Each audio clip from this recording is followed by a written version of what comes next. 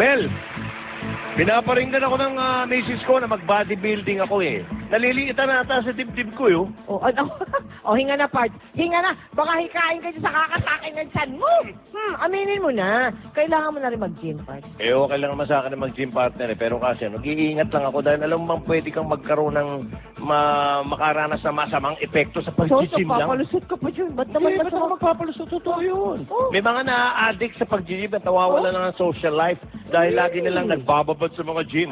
Ang tawag sa sakit na yan, pigorexia. Ayaw mo maniwala, Parts. Panoorin natin. Babala, Body Beautiful. Careful, careful. Hinga na, hinga na. Hinga na, sige na. Pwede na. Katawang bato-bato. Talaga naman pong machong-macho. Ito raw ay dahil sa kanilang pagiging addict sa gym activities. Pero sobrang pagka-addict sa gym, maaari mo daw ikasama. Babala, bigorexia, gym addiction. Talaga namang hinahangaan ng sino man ang isang taong matipuno ang pangangatawan. Kaya hindi nakapagtatakang marami ang pumupunta ng gym upang mag-weightlifting. Ngunit ang hindi natin alam, maaari tayong ma-addict dito.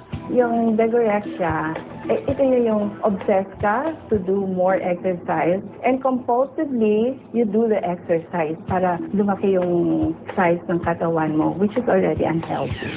Ang bigorexia ay tinatawag ding reverse anorexia at kadalasan ay mga kalalakihan ang tinatamaan. Sa gym addiction naman, ang ginagawa, they over-exercise para ilabas nila kung ano yung kinain nila through exercise naman.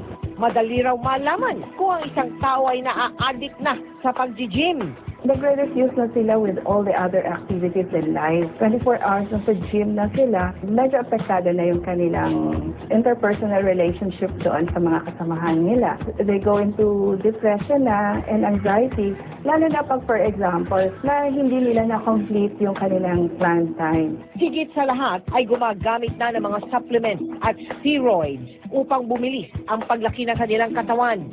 Maganda kasi yung effect nun sa katawan natin for the first 3 months to 6 months. Naglulus ka ng fats, the same time nagbibuild ka ng muscle. So ang ginagawa ng iba, kinukontinuous nila yung paggamit. Isa sa mga aminadong addict sa pag-eehersisyo o pagbubuhat ng weight ay si Isidro Dacanay Jr. Aminado siyang 3 oras o mahigit pa raw ang inilalaan niya sa pagpunta sa gym. At tulad din ng iba pang mga addict, nakakaramdam daw siya ng kakaibang high. Nagising na lamang siya sa katotohanan nang mag-alala na ang kanyang pamilya. Yung pinsan ko nga, pinuna ako na tama na daw ganito, para nang pwede yung katawan ko. Tapos parang addict na daw ako sa pag-gym. Wala na daw ako ginawa araw-araw kundi mag-gym. Tapos ako mag-gym nun siguro mga 5 buwan na. Tapos kalahating taon nung hindi na ako nakapag-gym. Kung hangad ng isang pasyente na magpagamot, meron daw series of treatment na maaaring subukan. That they have to see one-on-one with a specialist para ma-prevent yung kanilang attitude to go on excessive exercise until harming themselves already. Help the patient to take a rest and teach also the families, the friends, this certain person needs help and he needs our cooperation. Kaya naman, kanilang payo, keep everything in moderation. Kasi once na mag-over-exercise ka, magiging unhealthy na ito. Anything that is in excess is not healthy already. Kaya huwag maging addict. Magpalaki lamang ng katawan ng tama. O yan o. Sisiguraduhin kung mapapanood to ni Irene, ang asawa ko. Para hindi ka nakulitin? Hindi niya ako kulitin magkaroon ng abs. Mabuti ba, mag-conversal muna tayo. Sige. Mas maganda yung GMA ko. Mas maganda yung GMA ko.